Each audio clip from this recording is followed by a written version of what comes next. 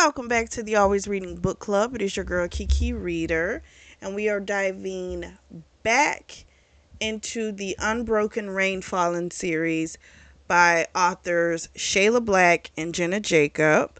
Now, if you haven't listened to the first book in the series, that link is going to be available down below in the description section.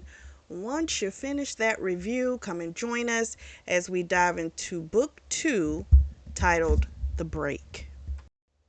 We start off a few days before Thanksgiving, and Rain is in Mason's office. They're going over the Thanksgiving meal that they're going to serve at the club. Mason doesn't want to talk about that. He wants to talk about the fact that he knows she is 5 days late. So he tells her that you thought I looked right through you. You don't understand that I was watching you. I know everything about you. And you were supposed to come to me if your period was late. So now, keep in mind, the door's open because they can't be like alone together. When they talk, it has to be like work related, all this type of stuff. She, of course, is stunned that he knows that her period is late. And he let her know she has until Black Friday, day after Thanksgiving, that if she hasn't gotten her period, Friday morning, he's taking her to the doctor. She, of course, is like, I can take my own self to the doctor. But he was like, well, doesn't matter because I'm going to be the one that's going to take you. So he tells her, if you're pregnant, it is my responsibility. And the dynamic that we have right now is going to change. Because if you're pregnant with my child, you're mine. And all these rules that have been placed on us from Liam are out the window. She tells him, you know what, meeting's over. She's trying to leave out. He's talking about how it felt to be inside her, how much he misses being inside her. Like he misses her taste. I mean, the smell, everything. She's telling him it's inappropriate, but it's just not getting, but he can also tell that it's having an effect on her. And so of course he's going to keep saying this crap. So eventually she gets out. She's clearly rattled, but who does she run right into? Liam. So then we switch to Liam's POV, and Liam, of course, is like, what happened? She won't tell him. They go back in the room. Her walls are up. They immediately go up. Well, then she tries to kiss him. So we find out what's been happening is for like the past 3 or 4 weeks, when something happens, if, Mason says something to upset her or anything, she's not going to talk to Liam about it. She'll either kiss him or she'll try and initiate sex some type of way so that the conversation doesn't happen. And unfortunately, his ass has been falling for it because he is crazy about her. But unfortunately, that means he's not breaking down her walls and he's not getting any closer to her. So, because she won't let him in, she kisses him. He does kiss her back, but then he stops it. He tells her, stay here. I'm going to go talk to Mason. So he goes, and Mason was like, he asked Mason what happened, and Mason's like, well, if she didn't tell you, why, I'm not going to tell you. And Liam's like, but she's really upset. And Mason was like, well, whatever you're doing, it's not working. He's like, she's a fort, and you're going to have to find another way to get in. And then he tells him about her being late. This rattles Liam because it's not that he hadn't thought about this issue, okay? The possibility that she could be pregnant by Mason. This has been on his mind, okay? However, he didn't know she was late. And she didn't say anything. So, again, he feels slapped in the face. I don't know how to say this. Like, I do feel bad for him, and then again, I don't, because I feel bad that you fell for someone that is emotionally damaged. I do feel bad for you about that. However, it's not like you just found out she's emotionally damaged. I'm just saying. So you could have possibly gotten out of this rather than remaining in it and still trying to work whatever magic you think you can work, and nothing's changing. And now you just find out this news that should have come from her, shouldn't have come from him. But unfortunately, she doesn't like talking about real stuff. And she's found a way to maneuver to where she doesn't have to do it with you. So him and Mason have their back and forth. He storms out telling Mason, fuck you. So then we switch to Rain's POV. She's pacing the room. She's nervous. She's freaking out because there's a conversation now going down between Liam and Mason. So Liam comes in. She tries the seduction bull crap. And she does the whole, I just need you to be inside me, okay? Well, he wasn't falling for it because he's pissed off.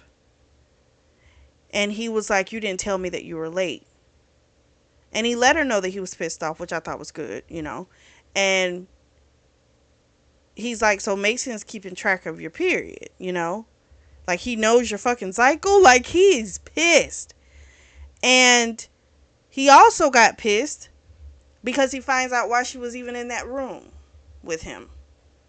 So they're planning this Thanksgiving dinner that they do every year for people who may not have a family to be with on Thanksgiving, or maybe they can't make it back to their families. They do the big dinner here at Shadows Club, okay? This girl had not said anything to Liam about it. Not a thing. Nothing. So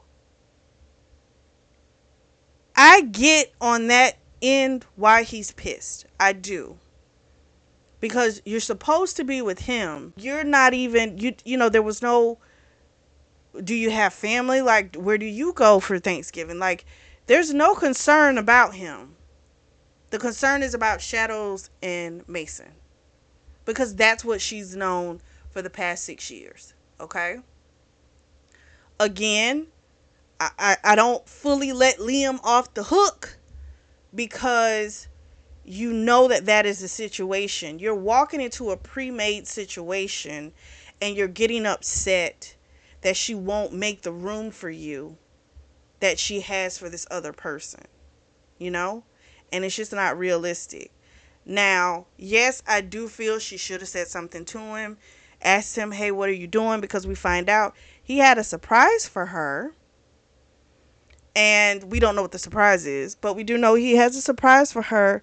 And it's like, now it's just out the window, because he had even considered possibly going back to New York to spend Thanksgiving, but that's not going to happen because she's already made plans with Mason.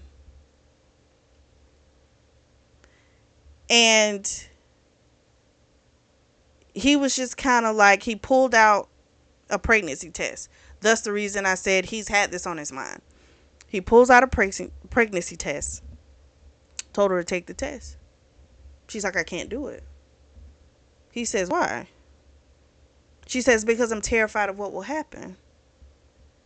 If the result is that I'm pregnant, you're going to leave me. He tells her, I keep telling you that I won't do that. She's like, yeah, but any man... No, she says, but men lie.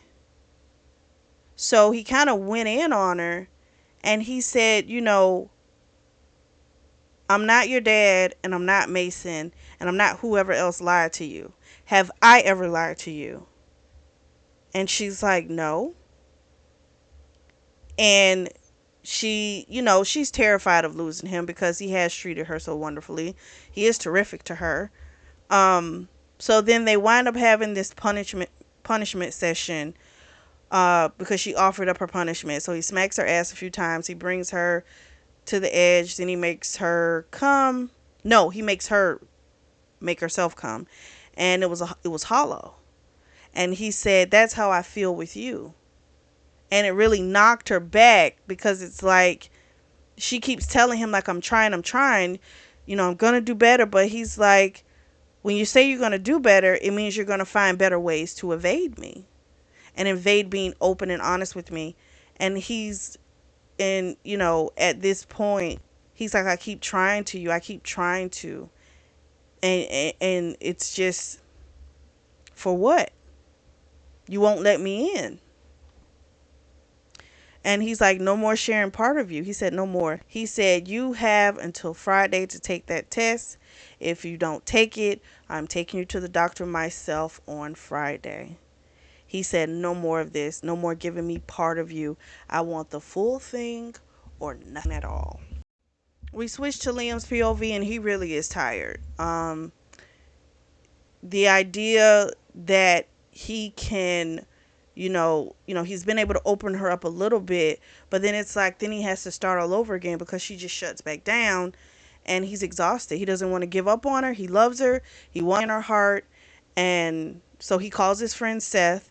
Seth thought he was coming back for Thanksgiving. He had to let him know that, plans change.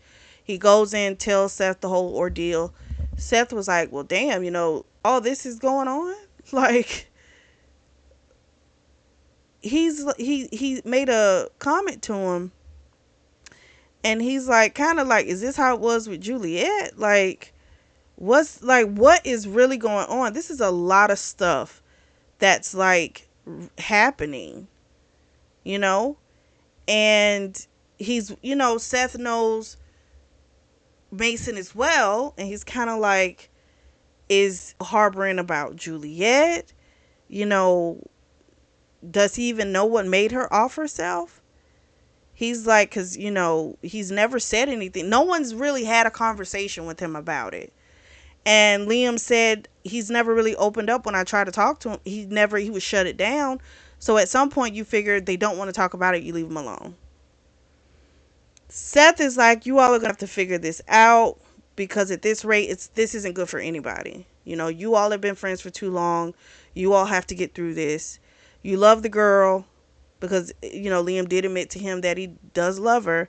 And Seth does understand that how big of a deal that is.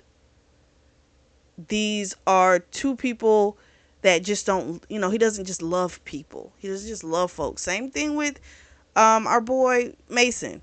Doesn't just love folks, So they know this is a really big deal. So he comes up with the plan. We don't know what the plan is, but he's going to try and execute it. So then we switch to Rain's POV. She's in the kitchen.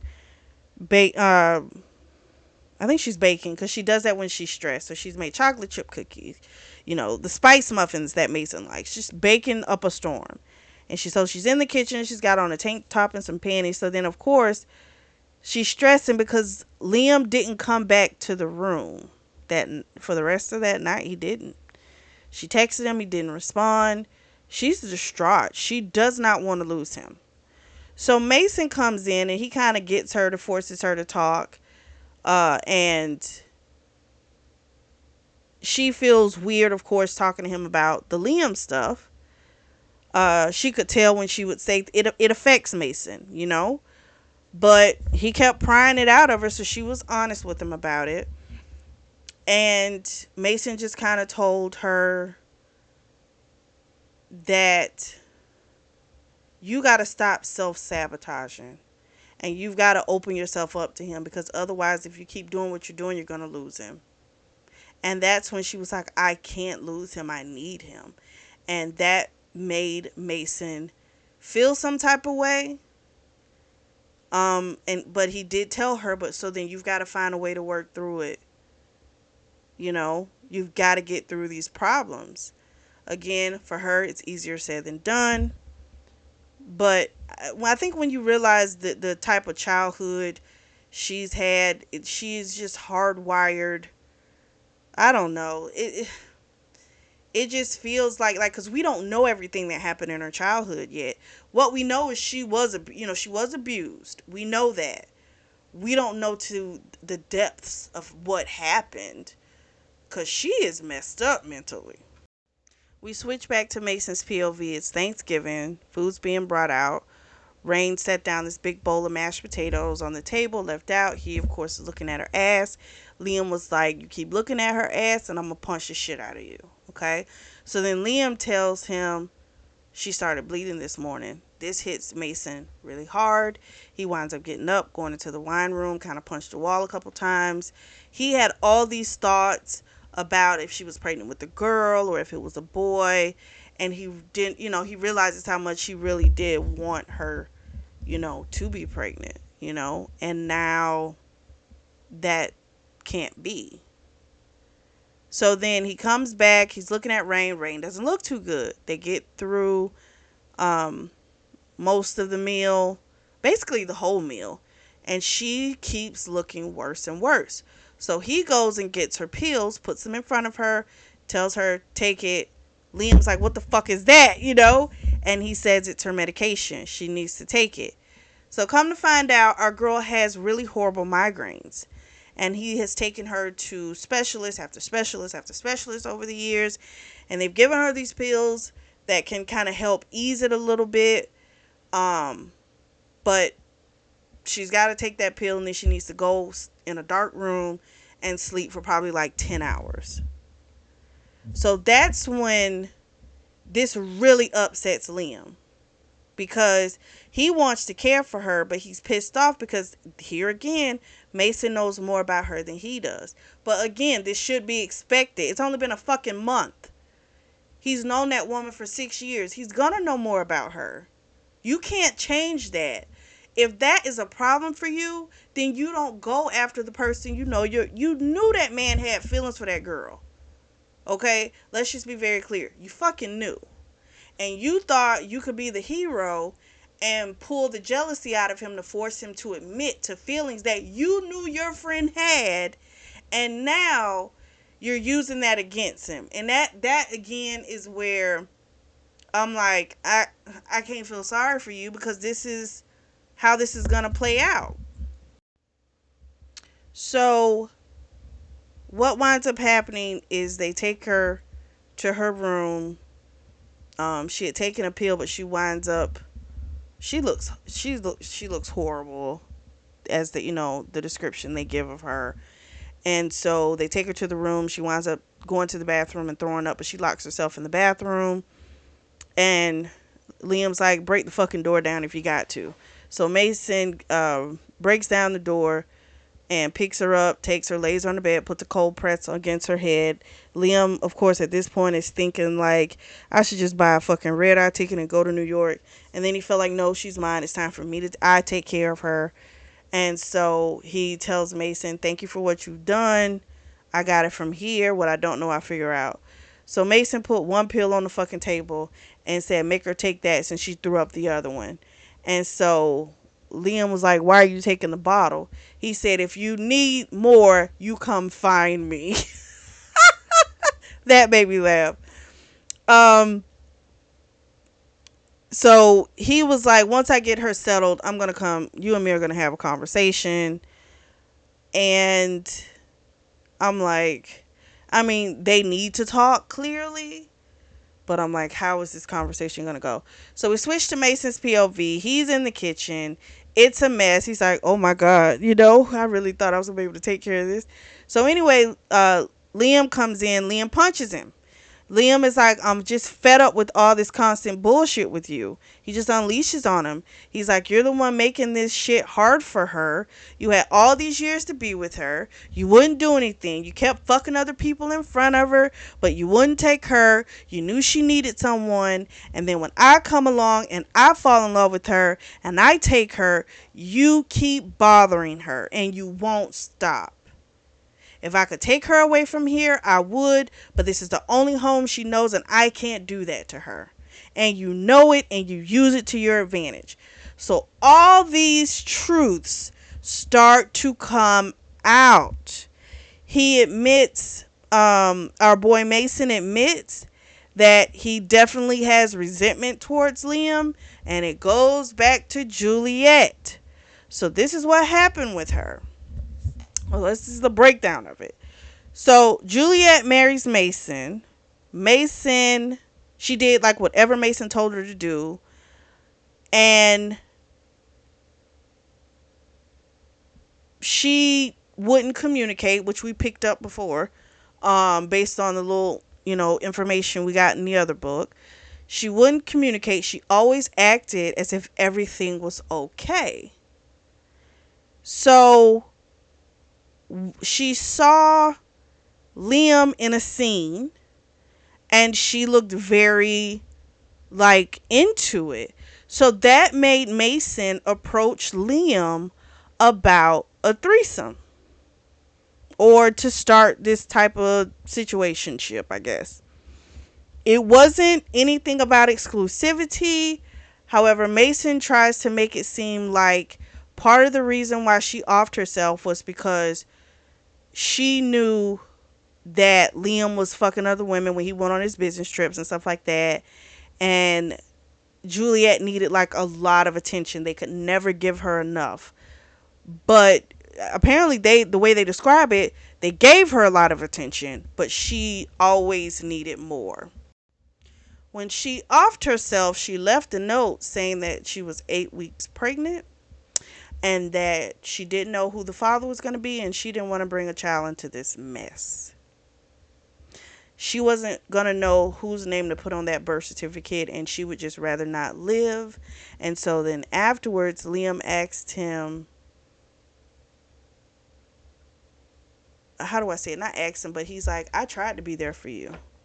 He's like, I tried, you know? And Mason's like, but you never asked me why did she do it. And so because of that, Mason has been harboring massive amounts of resentment because it's like, how could you be involved with us and you didn't even ask why she did it? And Liam's like, when I tried to talk to you, you shut down. How was I supposed to know? It's not like I didn't try. Then you moved to the East Coast, so I'm sorry, you moved from the East Coast to the West Coast, so I figured, okay, you just wanted a fresh start. So then Liam apparently, when he married Gwyneth, he was trying to invite Mason into their relationship. But remember, Mason didn't like Gwyneth. He thought she was awful. But it was also because Mason was upset that he was getting married. It was like he just forgot about Juliet. So again, you got to remember, he's been harboring all this guilt. And Liam didn't seem to have any guilt, and that pissed him off. So Liam unleashed on him. Because he's like, I didn't know any of this. And I tried to understand. I tried to be your best friend. I kept coming every year. I kept reaching out to you, and you kept giving me nothing. And Mason's like, you took Juliet. You're the reason Juliet, you took her away from me. And now you're taking Rain. What do you want next? Do you want my club? Do you want to take everything from me? And so he shoves his the keys to Shadows to him. And Liam's like, I don't want your club. That's not what this is about. So then Rain comes in and she's like, what's going on? And Liam's like, go back to your room.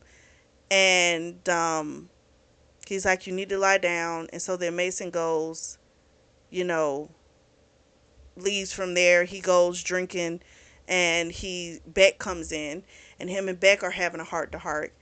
And Beck just pretty much let him know, you don't need to be harboring the guilt about your wife. She sounded like she had some issues. She had a communication problem, and so you can't help someone if you don't know they need help. You couldn't have stopped her from doing what she did, She was dead ass, he told him, you were dead ass wrong for trying to throw that guilt on Liam. Come to find out, she didn't write shit in that fucking letter saying that because Liam was fucking other women, that got to her. Nothing about that, And Beck is like, you need to fucking apologize to him because you were wrong for that. And you need to be honest. He's like, because you're miserable and you got to fix this. Everyone around here can see that you're miserable. So I say, well, shout out to Beck, because Beck was being straight up with him. And I'm like, that's being a real friend. He's not going, oh, that guy's the problem, this and that. He points out where, Mason is wrong. and he'll point out where Liam is wrong. We fast forward about maybe 10, 11 days, something like that. Liam is still having a hard time. He goes in the mornings to the gym, punches, the punching bag until he's exhausted. He has not touched Rain in like all these days. He hasn't had sex with her. He winds up going to the beach and he calls Seth, and him and Seth have a conversation. He tells Seth about the revelations that he found out. Seth says to him, "Have you are you have you considered the plan again?" He's like, "Maybe, I don't know." He's afraid to lose her, which it can be an issue with anyone, especially if you're not very confident in how that person feels about you, right? I could see how that's going to be an issue. Um, but at the same time, you shouldn't feel that way, right? You should know how a person feels about you, and it shouldn't be a secret or trying to figure it out. You shouldn't have to go through all of that. Then again, it's only been a goddamn month. So you want a person's not going to feel what you feel. And I think because it's hit him the way it has, he expected it to hit her the same way, and she's not communicating that to him. If she does love him, he don't fucking know it, okay? And that is a lot for him to digest. And I get it, but again, if you sign up for something like this would be a problem. It's not a shock, you know? So he gets off the phone with Seth, and then Seth is actually going to come out to the West Coast because Seth's like, "You need me to come out here?" And he's like, "Actually, it would be great if you could." So he's like, "Okay, I'll tell you when I land in LA." And I'm happy because he needs someone, you know.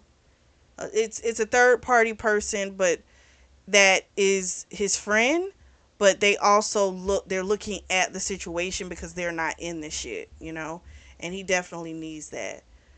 So he goes to Rain, wakes her up. She's ready to hunt. He tells her no. Take a shower. She's got 10 minutes. She comes out and he tells her to lay out flat on the bed. He's going to hook her up. Cool. She does it. Of course, he's trying to coax out of her feelings and what she feels, and she will not say it. Because he would be like, "How do you feel about me?" And she won't say it. So he starts touching her. He winds up putting clips on her nipples, asks her everything, how does it feel? He wants her to tell him how it makes her feel. What does she feel for him? Like all this stuff.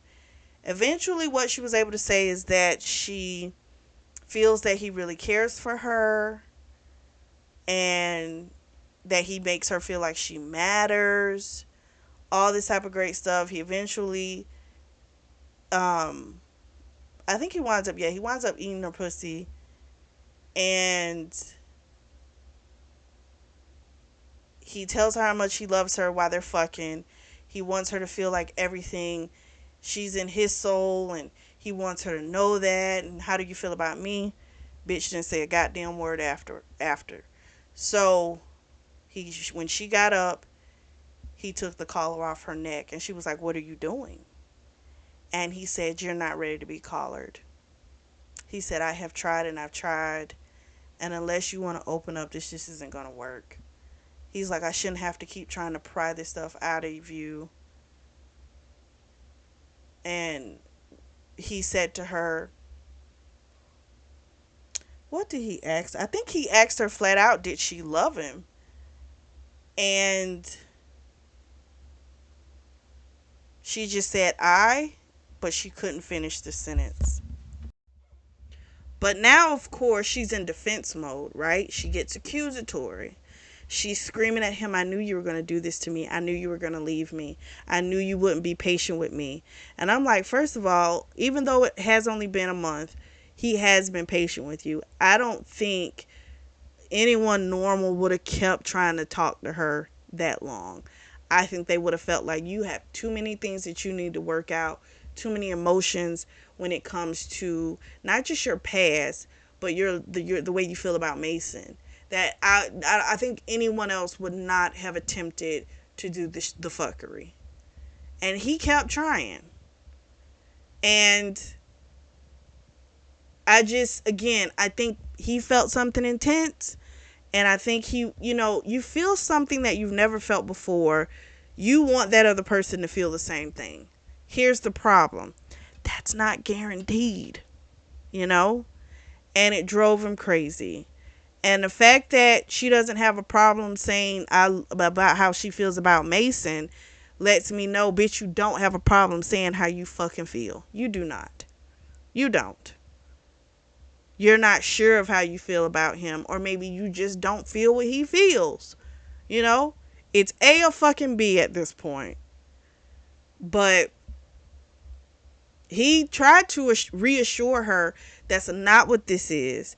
I'm just giving you time to figure out what it is that you want. Because what I'm doing with you, it's not working.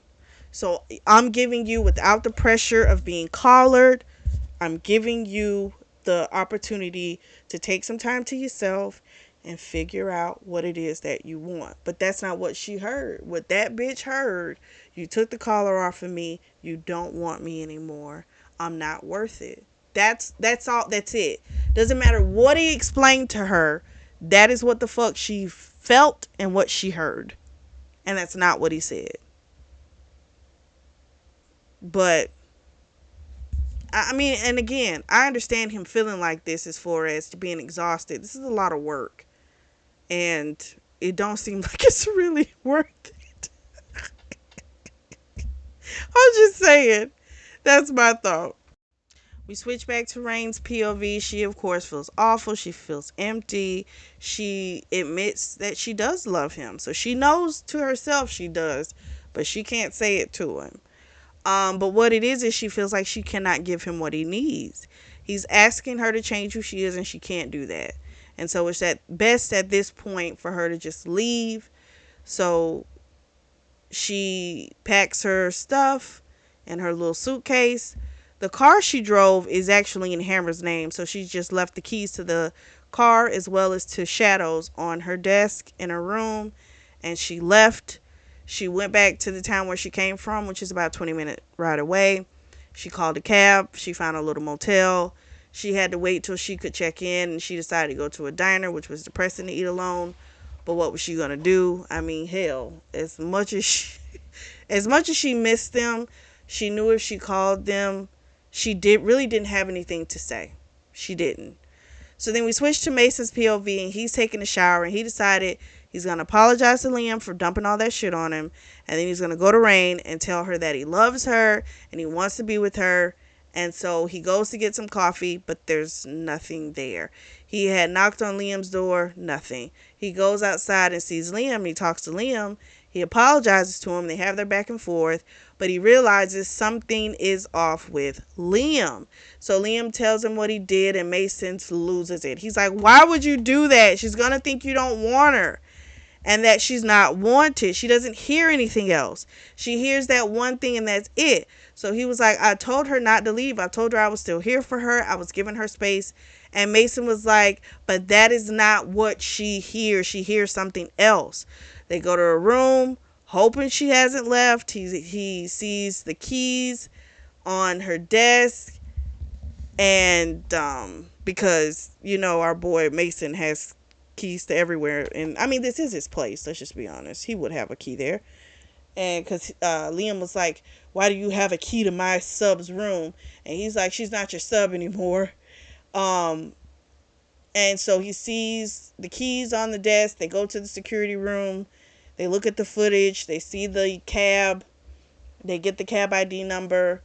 They call. Mason's hot-headed, so they're not able to get a lot of information with him. But Liam's a little calmer, so they were able to get the information.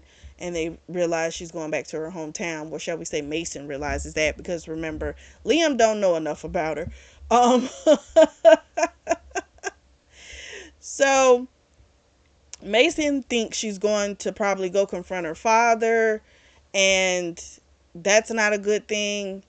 They found out that, she had stopped off and got some tequila, which was her dad's favorite. So Mason's really thinking that she's going to probably try and get him to drink to coax him out some answers.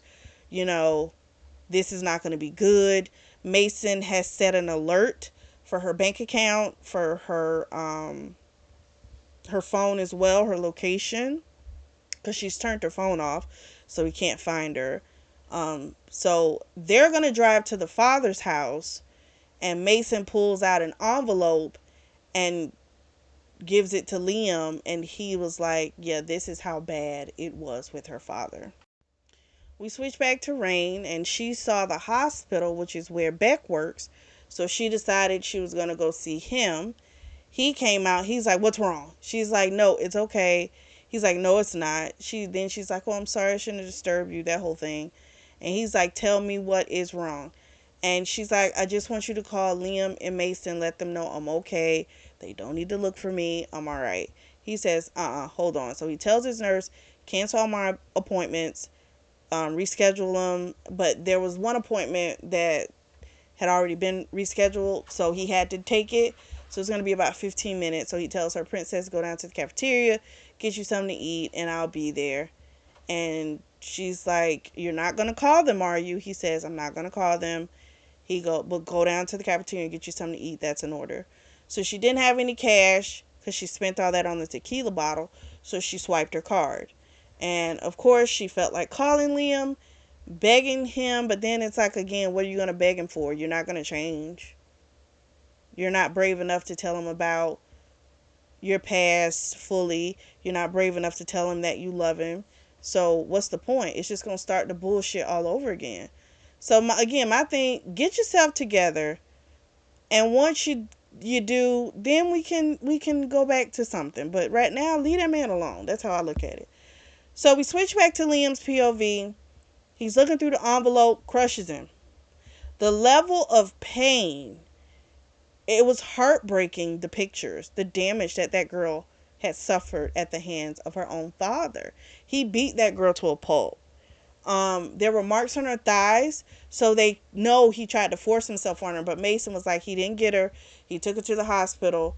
Her hymen was still intact. He did not RAPE her, but it still boiled Liam. Like, he was ready to kill that man. Like, really. He's like, he should be dead. Mason was like, if I could, I would, but I wouldn't do her any good if I'm in jail. I can't protect her that way. And then again, I just kind of think like he probably could have gotten away with it. He do have enough money. I mean, just saying.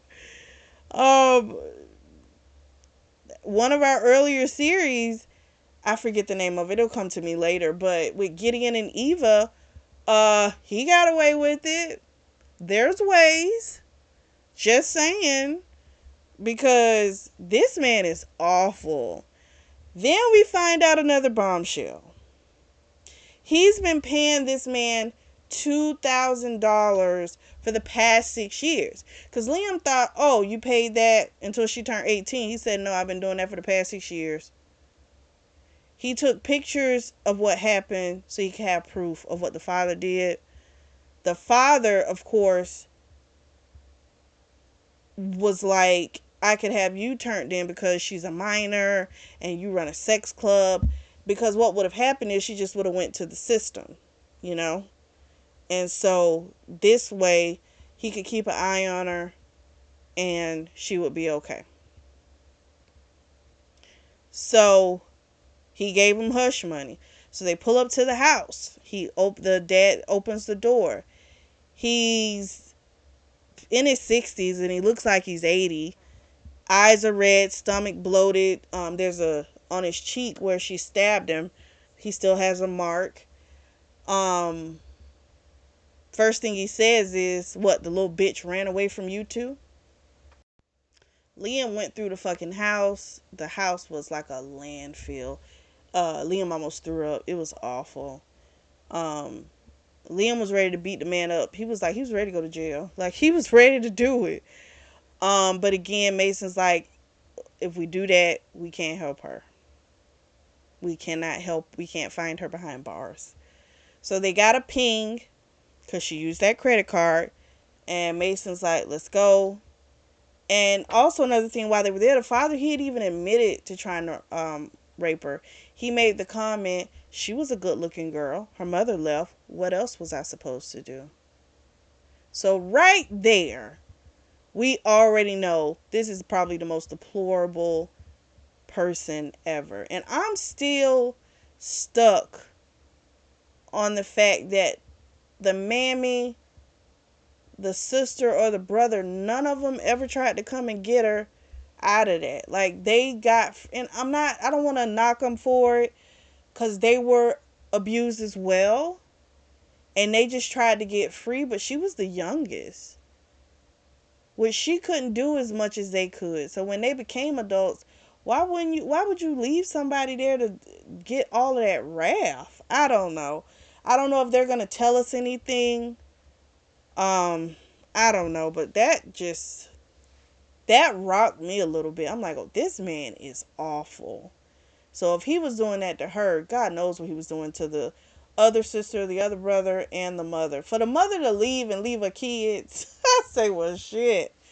She could be just not shit. Or was it that bad that I just can't. Because if she, you know what? If those are his kids, if she looks at him, she probably just sees him. It's just a bad situation, but maybe we'll say the mom ain't shit too much either. I don't know. That shit's awful. Awful. We switch back to Rain's POV, and Beck comes and gets her from the cafeteria. And he's like, this isn't real food. And he told her to follow him. So he's got a red Mercedes, which didn't shock her too much because he's kind of flashy-ish. And then as they were leaving out, they saw the black Audi, which is what is Mason's vehicle that Mason and Liam are in. And then she told him about the motel, and so he took her there, got her suitcase, and then he took her to this high rise where he stays when he doesn't want to travel all the way home to his house, which is about 10 miles away from where Shadows is located. So he gets something to eat. She tells him everything, and he says, what was Liam supposed to do? And where did he say that he didn't want you anymore? She told him because her mother, her brother, and her sister left her and never came back, she's always waiting for someone to leave her. And Beck was like, so you're creating this stuff in your head? And he asked her what she wanted to do, and she said, give me a shot glass. So we switch back to the guys, and they get to the hospital. Beck's nurse office manager tells them he's left. After a little cajoling, she tells him he left with the girl. She doesn't know anything else. So then they leave out. Mason calls Beck from the car.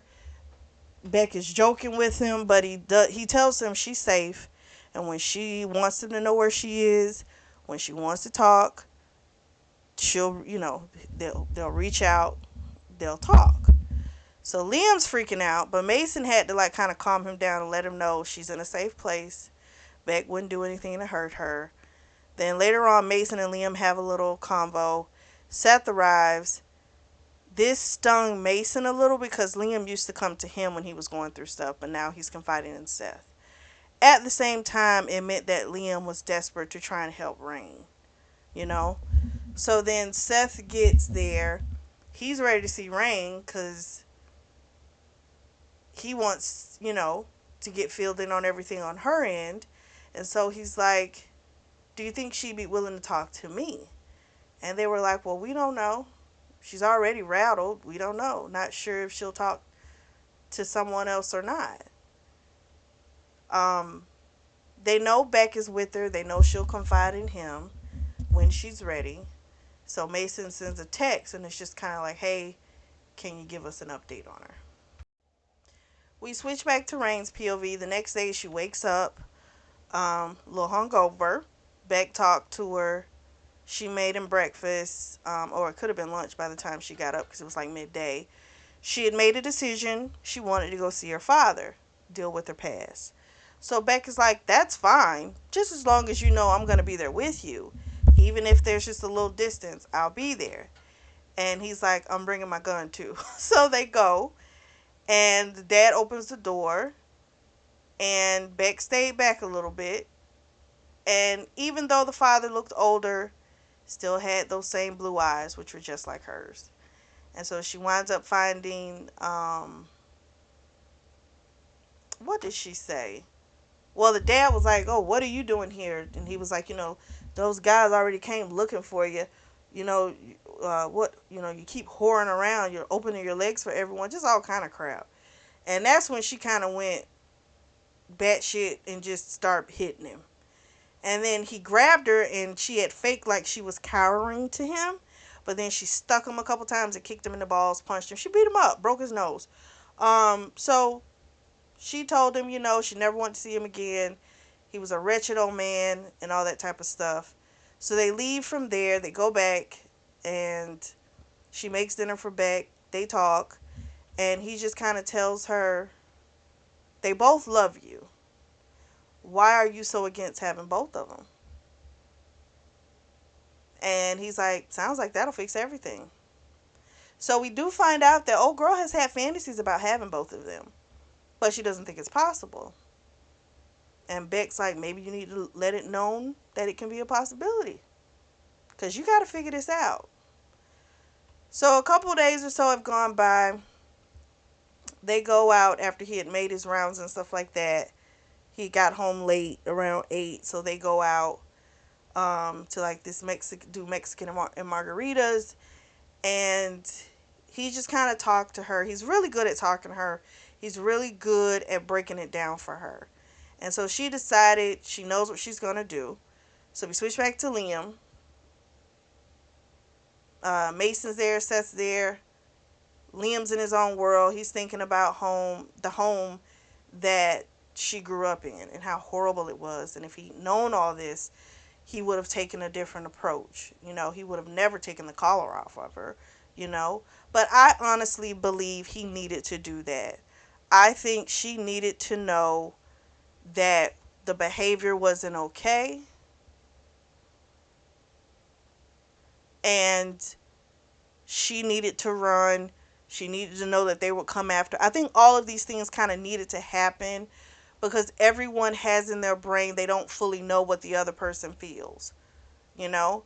So I feel like this kind of had to happen. And then the door opens, Beck comes in, and behind them stands Rain. They rush up to her. They want to talk, but she says, "No, let me say what I need to say." She apologized to them for running out and for leaving, but she's trying to fix it because she knows that's her default setting to run. She told them, "I know I don't deserve to ask you for this, but I need a female dom to teach me." And they were like, "Oh, hell no, that's not happening."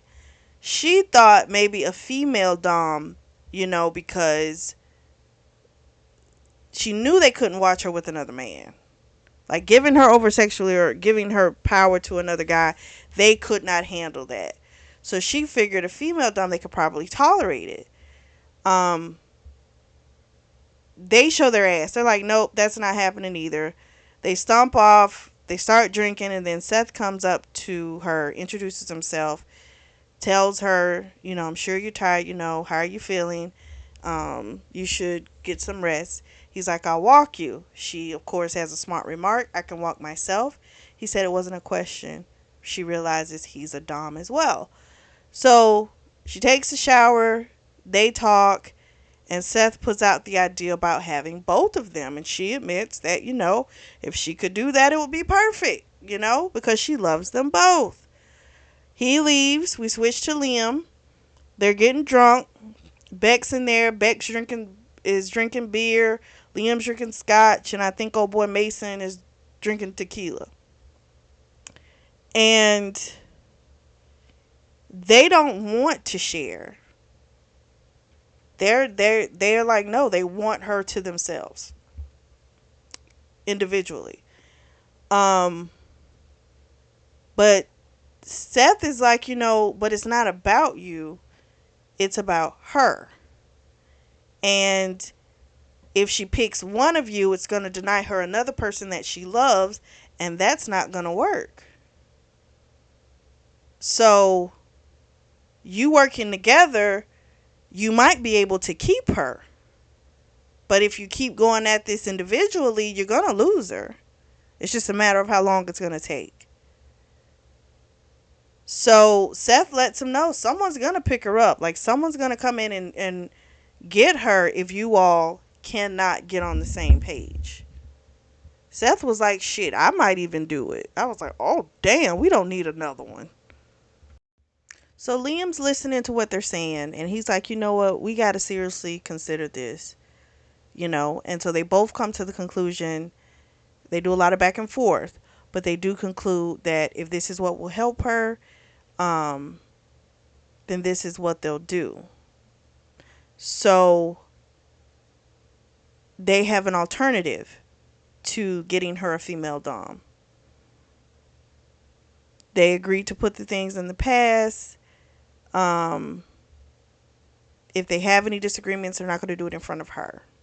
They'll talk about things calmly, put her needs first, always realizing, I'm sorry, but they were realizing that when it came to Juliet, they didn't have the same approach. They really didn't. And Mason wouldn't even consider consulting Liam about anything because it was like that was his wife. Why would he need to consult?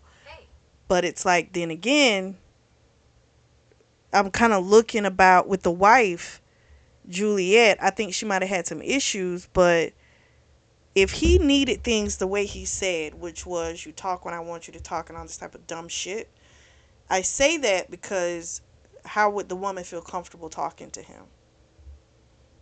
You know? So, I don't know. Some of that guilt he might need to, he might need to shoulder.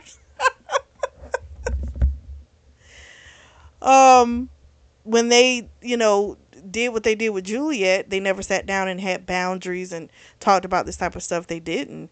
Liam is like 5 years younger than Mason. But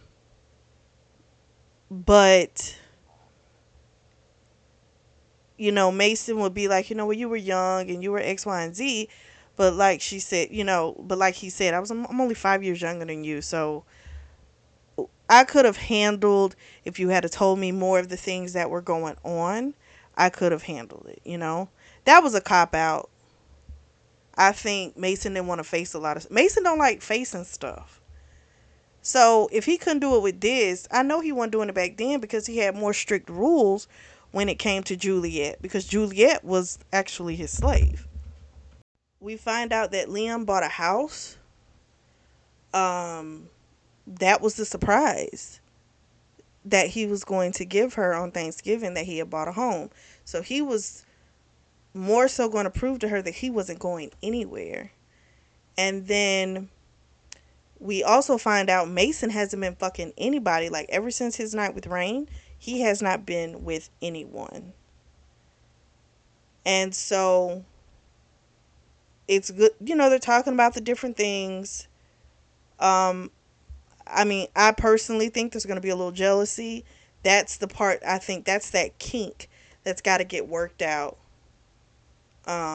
Is that jealousy that I feel like both of them are going to feel individually, you know?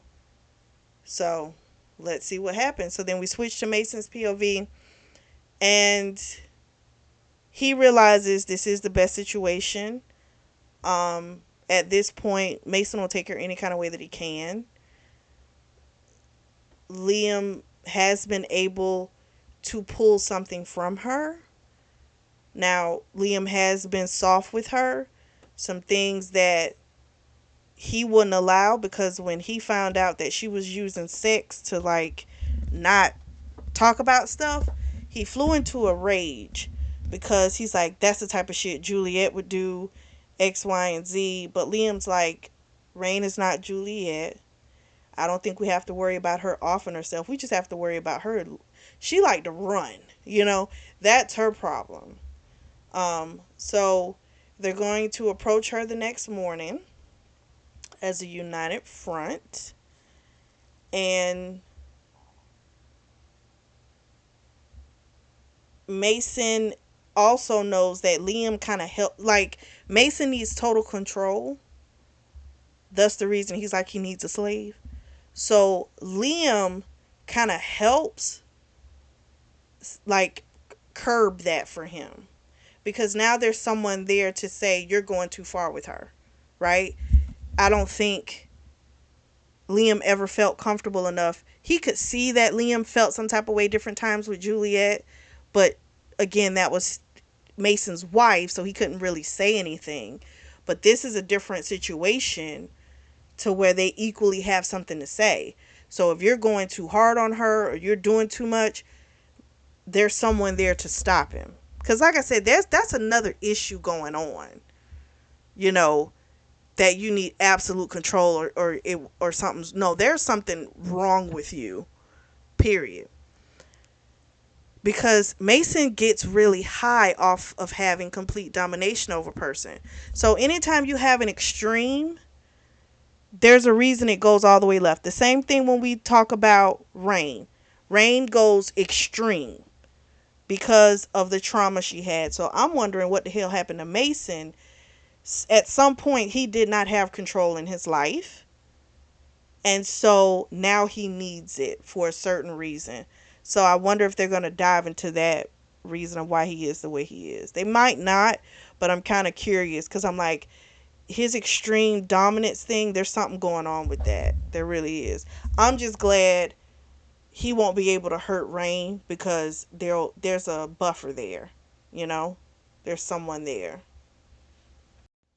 They also come to the conclusion that they're not going to do it here at Shadows. This place is too familiar. They kind of need to get her somewhere where she won't be as comfortable. Um, and then they can try and work their magic on her. So they're going to take her to the cabin. And Liam does admit to Mason this is where he took her the last time. Um, it's secluded. She can't just go and get a taxi and just leave. It's going to be a lot harder for her to dip out of there. And Mason's like, okay. Because he was kind of like, well, why not go to the house that you bought? And he was like, well, they're still dealing with like plumbing issues and painting issues. So it's not complete yet. So they're ironing out the kinks. They're moving forward. So it's the next morning. Our girl Rain wakes up to Liam and Mason staring at her. They wake her up and she's like, what the hell is going on? This is like the Twilight Zone. This cannot be real. Um, they told her we have another option for you outside of the female dom, because the woman she was thinking about, her name's Hillary, she's going to be out of town for the next 2 months. So they're like, we got another option for you. Because whoever she gets involved with, it's an intimate relationship. They're gonna get a piece of her heart. So they told her the plan was for the both of them to do it. She of course was like, no, that's not gonna work. You guys would kill each other. They were like, no, we're not. We talked. We agreed. Um, if we start arguing or becoming jealous, you know, we've worked it out. But her thing was, I can't come between your friendship again. So the minute you all start arguing, trying to pit me against you or something crazy, I'm done. That's it. They agreed. She goes and takes a shower. They pack her stuff up. Um, I think she kissed Liam before she left the room. He sent her in to go see Mason because he was in the kitchen. He was going to make her breakfast, but Mason cannot cook. The last time he tried to cook, he almost burnt the place down. So she winds up cooking her own breakfast. But they wind up having a kiss, and it felt very real to her, but she still is afraid to fully trust it because it's like, this is her dream. This is what she's wanted. This is coming along too easy for her. So she's like, I don't know. He hasn't told her he loves her, but I think it's because he doesn't want her to think that he's saying it because I'm trying to tear you away from Liam. So I do think it's best maybe not to say it at this very moment. Um, It's been a lot for him to hold it in all this time. But at this point, you do want to be careful because, I mean, if she thought that, I wouldn't think she would be wrong, because that would probably be my first thought too. You're saying this because you're trying to get me to choose you over Liam. So I think it's a good idea that he doesn't say it right now. All right, so everyone's going on this trip. No, Seth is driving, I think. Or is it Beck? Beck might be the one driving. Seth's in the front seat. She's in the back between Liam and Mason. And she got her ass smacked on her way into the SUV. Because she was like, why are they coming? And when they spanked her, it aroused her. So now she's in between the two of them. And they would just touch her different places. She's getting aroused. They made her take off her panties. But it wasn't anything like the guys in the front. Like, they couldn't see anything. But, which I was like, what the hell? Like, we're trying to have a pussy on display? But however. So they kept touching her different ways. They finally get to the cabin. And this is the first time that Mason has ever been here. He's never been to the cabin. He thought it was beautiful. And the housekeeper, they did their thing with making food and everything like that. They take her to the master bedroom, which is going to be her room. And she was just kind of like, well, why aren't you guys going to sleep in here with me? And they're like, no, love, this is your room. We will have access to you 24/7. But this is your space. And so she felt a little down. After that, Mason went and ran a bath for her. And she was like, I took a shower before I left. And they were like, they smacked her little tush. They were like, we didn't ask you that. We didn't say you needed a shower. We said you were going to take a bath. That's it. So they get her in the bath. They have her spread out. And she's freaking out because she's open to both of them, right? Again, this may be fantasy she's had, but this is really happening. So it's like she's got her legs out for both of them and no one's getting upset. And it's just like, oh, okay. So Mason asked her, like, what does she think submission is? And she kind of was like a little bit all over the place because she's seen so many versions of it. She's like, she's seen the different types of sex. She's seen the dynamics, where, they're really strict, and then others where it's a different way.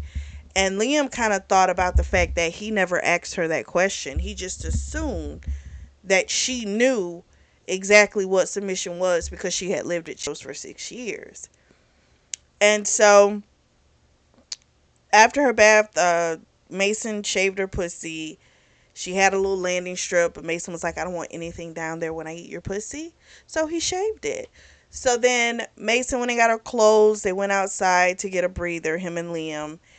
And they both were saying how tough it was for them to restrain because they want her like right now. So Liam has doubts in his mind. He did not vocalize this, but he's having thoughts that what if we go through this, she becomes good at being a submissive, and she decides Mason is who she wants after all. That's his fear. And she tries, she definitely gives them both affection and, how do I say, both affection and, when she looks at them, it's with love. But for him, it's still a thing of what if she just still just chooses to be with him and then I'm just out.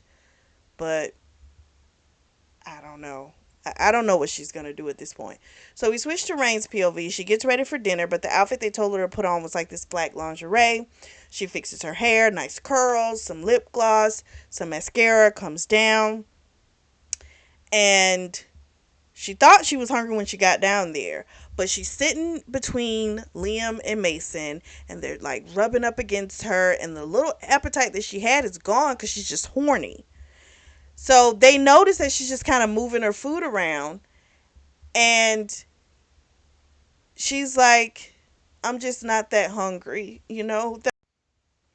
So they're like kissing on her and touching her and feeding her. It's a very erotic scene to read, I must admit. So then Mason and Liam leave. She talks with Seth and Beck, and they want to know how she's feeling. And it is easier for her to talk to them, and I think again it's because she doesn't love them. You know, there's no affection there. She said that with them both, she feels complete. She feels whole. And the truth is, she wants them both. She doesn't want to have to choose. And Juliet comes up, and she found out that Juliet offed herself. And she had suspected that, but she didn't have concrete. But, Seth is letting her know, no, she offed herself. And they were saying, her issue was, she didn't communicate, and she had other issues as well. But I think it also pushed in our girl's mind that, you know what, I have to talk. Like, I can't keep things away from them. I really have to push myself to talk more. And she, of course, they don't think she would off herself. I don't think she would either. Her issue is running. That's it. She says she would never off herself. That would hurt them too much. She would never want to hurt them like that. I don't think she would want to do that to herself anyway. It's just, she doesn't fit that. She just goes away. Like, I'll just leave. So, then what happens? She goes upstairs, and I think she has a little bit more conversation with Seth. I think there was a conversation about her feeling worthy, her feeling like she's not worthy and stuff like that. And they were like, you are worthy. You need to tell yourself that more so often. And it's because what her father would say to her, the things that he would say, it's stuck in her head. And it's a lot easier said than done to get over things like that. Another thing I think that's great is that Seth and Beck are there for her to have a sounding board to keep her in a state of communication, right? So even when she's not with them, she's still with people that she can talk to, because she definitely needs that. Being that communication is so freaking difficult for her, I think that's really important. So because at first I was like, why the fuck are they going? But now it makes sense. It's to help her along, to make sure she's okay. Because I do think they'll watch out for her too. I think they kind of look at her, even though Seth was like, I'll take her on as myself, and I think Beck might fuck her too. But I think it's kind of like they know they don't have her heart like that, so they'll just settle for being like really good friends to her. So I think that's good because she needs it. Good grief, she needs it. So then Seth and Beck take her up to the room. It's not her master bedroom, it's a different one. And she goes in. All that's in there is just a bed with like a mattress cover and a St. Andrew's cross. Nothing else. So they have her undressed because, that's how she has to present herself. And she forgot at first. But she got on her knees on the floor. It's cold. And she's thinking, why don't they just like offer me something because I'm cold? But what it is they wanted her to communicate that she was cold. So finally she was like, can I get a blanket and maybe some socks? Because they had turned on the heater, but it was like the heater's going to take longer to, like, heat up the floors. But it was like, even that, something that small, it's like you got to force her to just say what it is that she needed. So they went and got her blanket, went and got her socks. So then Mason brought out like this electrocution type of thing, and there's some pads he had to put on her. She's seen this type of play before. It can be very painful and it can be very pleasurable. She's seen both. So she cursed when she saw it because she knew, because he used it, on her, and she had to yell out because it's painful. And it was kind of like a thing of the same thing, that same game that Liam played, pain and pleasure. You know, you lie or you don't tell the full truth, pain. You tell us truth, pleasure. Hey, you got to do what works for her. And if she's willing to subject herself to this, then hey, y'all do what y'all got to do. So Mason asked her, why did you lose your virginity to Zach? And she was honest. She admitted, because when I turned 18, you didn't see me as a woman, and I wanted you to see me as a woman. And I didn't think you wanted my virginity anyway. And he said to her, I would have killed for your virginity. And it was this whole thing, right? And Liam says to her, you see what happened when you don't communicate. You think things that are not real, and look what could have happened, possibly. You know? And it kind of struck her that, like, yeah, like, I didn't say it.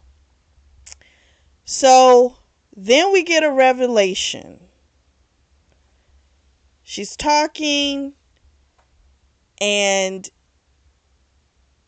it comes out, based on something that Liam had said, that he saw the pictures of after she, you know, had gotten, you know, beat up by her father. So she didn't even know the pictures existed. Mason never told her. So she got really upset because, I mean, she's pissed. She was cursing. She was like, I never wanted anyone to see me like that. How could you do that? How could you do that? You know? And it was just, he told her it needed to be documented, you know, of what your father had done. Like, if someone did try to bring him back, like drag you back there, it needed to be documented what the hell he had done to you. He apologized. He said, I didn't do that to try and hold something over your head or anything like that. And I showed Liam because I wanted him to know what the extent of what you really went through. But eventually she calmed down after they explained to her the whole thing. And then, of course, with her beating up her father, she thought it would make everything better. But he still lives in her head. And she says that, it's like it's implanted in there. And so, even though you tell her what she means and how important she is, it's something else that's on a loop in her head. And that's just really difficult. I do feel bad for her. So after that, they held her and they start sucking on her nipples, different things. She answered the questions honestly, and then she asked them both to kiss her. And that was kind of the end of that. She did kind of notice the way that Mason was with her, that like he could possibly actually really love her the way he was with her. And it does feel like both of these men that she loves, they love her back. They take her to the master bedroom, and They had her vocalize like what she wanted. She said she wanted relief, so they fingered her and made her come. Then she begged to suck them off, and so she sucked them both off, and they both came down her throat. So then we switched to Liam's POV, and him and Mason leave out. They go and have a drink, and they seem to have like settled their differences. Okay, Liam asked him, why he never told Rain how much he loved her. And he just kind of said it was just a mistake. I should have done it and I just didn't. And they're kind of, Liam's having this back and forth in his mind, the realization that, again, he might not get her to himself because he's still on this thing of he wants her for himself. And so it's bothering him.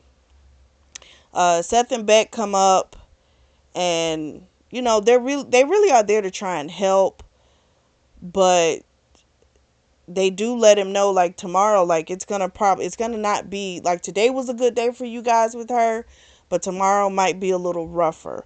So just kind of you know get yourself geared up for how difficult that's probably gonna be. So she wakes up from and has both of the guys beside her. She loves this. She's ready to play. They were like, nope, we're not doing that. They told her, she's going to go and have breakfast, X, Y, and Z. And after that, they didn't. What happened? She goes down. Oh, she didn't say what she wanted for breakfast. And they were like, you got to communicate what you want. So she goes downstairs, and Seth and Liam, not Seth and Liam, Beck, Seth were there. Liam and Mason left, and they told her whatever they tell you to do, you do it. So she had on a silk robe, and when the guys left, Seth and Beck told her to disrobe. She looked crazy, but she remembered what they told her. You got to do what they say. They also had her do like this daily affirmation thing, and she at first was like, why am I doing this? And they were like, because the things that your father said broke you down, and you've got to replace that with something different. And so she started reading it, and she kept, read through the whole thing. And then they took her upstairs to Liam and Mason to the playroom. And so they get her up on the table. She, of course, completely naked. They're going to start this new day, a new game. So the first question comes from Liam, and he says, why do you think that I uncollared you? She explained that it felt like rejection, especially when he wouldn't have sex with her that morning. And Mason lights into her, and he says, that stunt of you using sex to not communicate stops now. He realized Juliet did that crap a lot. He's not going to let Rain do that. He's like, let's nip this shit in the bud now. She told Liam, finally, she said that she loved him. It wrecked our boy Mason a little bit. He had to hold it together. Afterwards, she kind of saw the look on his face, and she told Mason that doesn't change how I feel about you. She said, I love you both. And Mason was just like, he'd waited a long time to hear that. He was so happy. And he was happy for his friend, because Liam had been dying to hear that girl say it. Mason already heard it, but Liam had been wanting to hear that, and he finally got to hear it. So she tried to get up once, because because the game, the way it worked, if she answered correctly, they would like bind her hands or something, but then they will do something else to make it uncomfortable for her if she, wasn't completely truthful. So then Mason decides to drop the bomb of all bombs in regards to questions. Mason says, be honest. He said, last question. On Thanksgiving, when you were you crying because you thought you might be pregnant or that you weren't pregnant? So Liam is kind of not wanting her to answer this shit. Even though he does want to know, but he doesn't want to know, okay? But Mason's like, no, I'm sorry, I need to know. We said we weren't going to hold back. I want the full truth.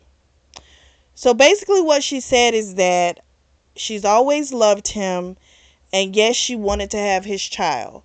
At the same time, when it came back that she wasn't pregnant, she was relieved because that meant that she could have a life with Liam. So Mason and Rain cry. They tried to include Liam, but he was starting to retract. She kept saying, no, I'm sorry. He was saying, I'm just giving you all space to deal with it because he's like backing up. He leaves. Even though they all go on a hike, something was still off. She went upstairs. There, the guys are hanging out, and Mason's telling them, Seth and Beck, what happened. And then Liam unleashes, and he's like, you wanted her for yourself. That's what it boils down to. You did that to her on purpose to try and keep her for yourself. And Liam said something about Juliet and how, what did he say?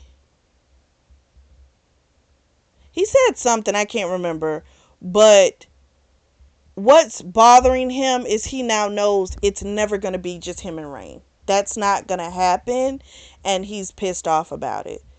And it's getting to him. They're fighting, they're yelling, and guess who comes down the stairs? Rain. Now remember, Rain's only stipulation was that they didn't fight, they didn't argue, and they're yelling at each other. And she just said, I asked you for one thing. One fucking thing. And you couldn't give it to me. And they are trying to apologize. She's like, nope, I do not want to hear it. I'm done. She asks Beck to take her. She has her suitcase. Mason yells out, I love you.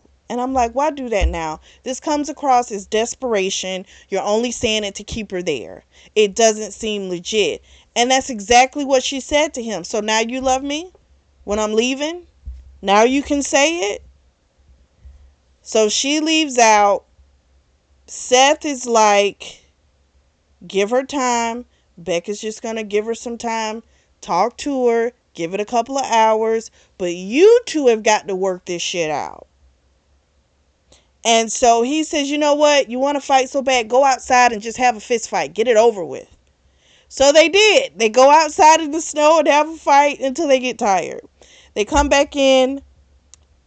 And Liam decided to concede. He's like, you know what? I'm just going to book a flight back to New York. You all can just be together because I can't do this anymore. This is too much. It's like a train that just keeps running me over and over. I can't do it. And Mason's like, you can't do that to her. If you leave, I'll only have a part of her heart. She loves you too. And they keep talking and talking, and eventually they kind of get on the same page of this is going to be a triangle relationship. That's it. It's going to be three of you. Liam has to let go of that fantasy of just him and Rain because it no longer exists.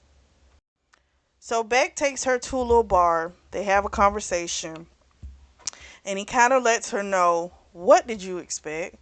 Your expectation was not realistic. You've got two grown men. They're going to fight.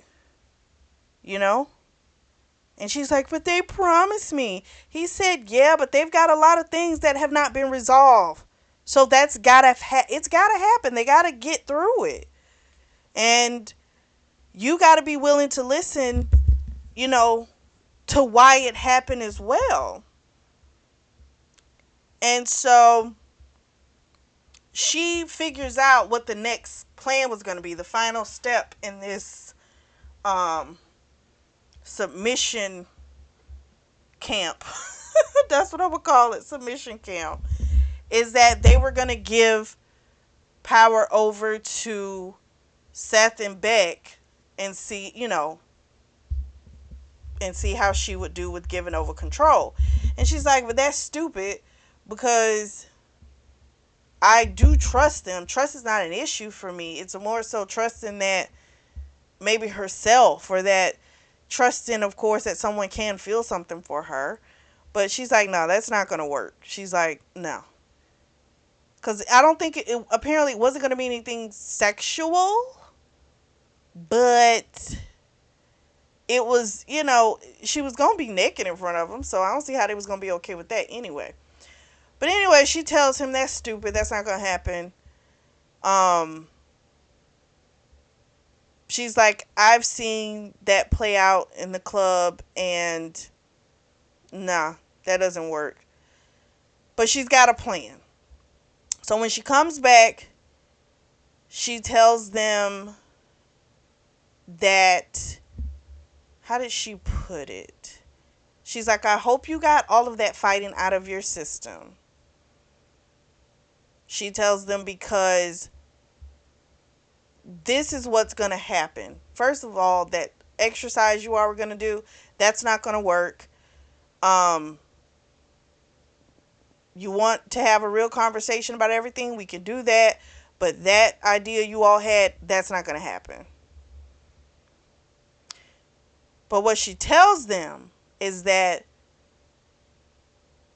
if you all are in this, I love both of you, then both of you are going to come upstairs to be with me. So she goes upstairs. The guys talk. They come to an agreement. They're all in. Liam's like, he's not going back to New York. He had already bought a house here, so he was going all in before this. But again, it was with the notion that he was going to have her to himself. But no. And again, you already know she's deeply in love with somebody else. I'm just saying. We switched to Rain's POV. She's a little nervous now. She thought, having after having a talk with Beck, she felt pretty strong, but now it's kind of like shit. She's put it out there, and if they don't come, like, she doesn't get what she feels she needs for herself. So she takes a shower and puts on her nice smelling lotion, and she sees Mason first. And even though she's happy to see him, she doesn't see Liam, and that bothers her. Well, eventually Liam shows up. He's got a bag of little stuff, and she's so thankful. So they had Seth and Beck bring up this big mirror, and they did everything in front of the mirror. So they ate her pussy. I think Mason ate her pussy or something like that. And then Liam kissed her everywhere else and fingered her ass and everything else. So she came on Mason's tongue, and then they told her, vocalize, tell us what you want. And she said, when she said she wanted to come on Mason's tongue, that's what she did. And then she told him she wanted to be fucked by both of them. And so that's what they did. Mason took her from the back, Liam took her from the front. She had amazing orgasms. So then we switched to Liam's POV, and Liam still has that worry. Two things are going on with him. He's still grieving the fact that it's never going to be just him. And then he's also afraid at some point she's going to decide that she really doesn't need him anymore, and all she needs is just Mason. So he's still battling that fear, and his phone buzzes, and he's thinking like, who the hell's calling me? Everybody I deal with is under this roof. So it's someone from Club Shadows, and they're like, you need to get here because your wife's here. And he's like, I don't have a wife. I have an ex-wife. So Gwyneth gets on the phone, and she's like, I need to see you. And that's how it ends. So next week, we're going to get into book 3, which is called The Brink. What did you all think of this? I really liked it. I like that, especially at the end, where she just kind of was really honest about the fact that what she and wants and what she needs is both of them. It's not just one. It's like both of them are like the perfect man for her. And it's funny that Mason was the one that was more so willing, like easier, like, yeah, the both of us, that's fine. He was more so easier about that, and you would think he would have a harder time just because he's loved her the longest. So I would have thought he would have wanted that more. And Liam would have been more so like, I'll just take her any kind of way I can have her, and if it's got to be with my best friend, it'll just be with him. Especially since you've already shared before. But Liam is the one that really held on to wanting just him and Rain together. And again, it's because that was the first time he had felt that strongly for someone. And I think because he felt that, it felt like, well, then it just should be me and this person. And it's like, maybe if you weren't into certain types of relationships, maybe. Because see, look how he was willing to share Gwyneth. You know, he was willing to share Gwyneth. um Mason was willing to share Juliet. I don't know. It just, but I don't know. I guess that maybe they felt like if you meet someone that you feel so much for, that you wouldn't want that. But I think because that was what she wanted, she felt she needed, it was like, we'll just cave. But what did you all think? Drop down in the comment section and let me know. If you are in the market for a beautiful notebook or journal, I do have those links available. They will be down in the description section below. Make sure you like and subscribe. And as always, I truly do thank you all for your support, and thank you for tuning in to the Always Reading Book Club.